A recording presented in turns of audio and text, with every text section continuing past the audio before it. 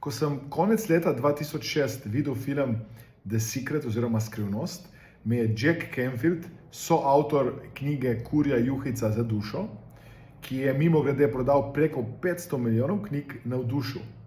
In potem sem šel k njemu na delavnico v Arizono. Stojim v vrsti za kosilo, potrkam nekomu na ramenu in mu rečem: "Živjo, moje ime je Aleksandar, kdo si ti?" In on mi reče: "Jaz sem Daniel." Pa ga vprašam: "Daniel, s čim se ti ukvarjaš?" In on mi reče: "Z informacijsko varnostjo."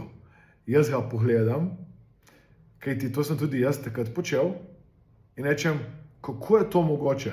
Izmed 400 ljudi, ki smo bili takrat na delavnici, se točno midva srečava, najdeva."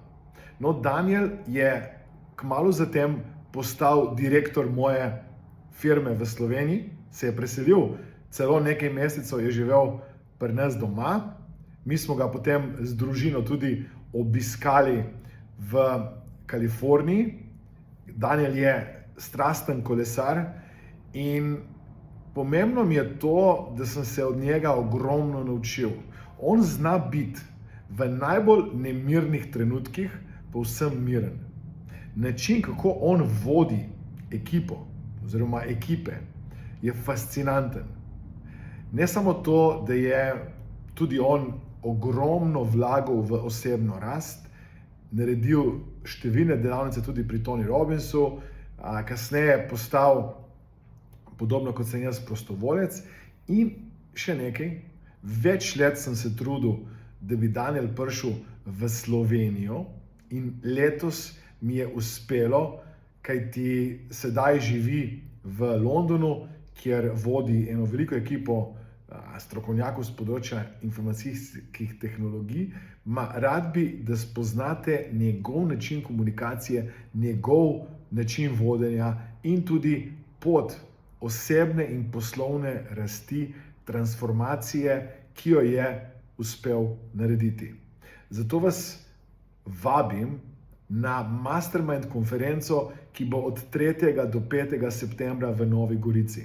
Res bi rad, da spoznate Daniela Blanderja v živo in samo pogled na njega, ko ga boste nekaj trenutkov poslušali, vas bo navdahnil, navdušil. Jaz vas vabim, da se tudi z njim poslikate, torej da dobite eno fotografijo za spomin, še posebej zato, ker boste o njemu še veliko, veliko slišali. Jaz sem prepričan, da vas bo navdahnil, navdušil in s to njegovo neverjetno toplino dotaknil do te mere, da lahko tudi vi postanete še boljši v komunikaciji, še boljši v vodenju, kajti na koncu mi vsi smo vodje. Mi vsi smo vodje v kontekstu, v katerem živimo. Največkrat moramo voditi sami sebe, hkrati lahko vodimo, navdihujemo naše družinske člane, sodelavce, sodelavke in ne rabimo naziva vodja za to, da vodimo. Še enkrat vabljeni, da spoznate Daniela Blanderja 3. do 5. september v Novi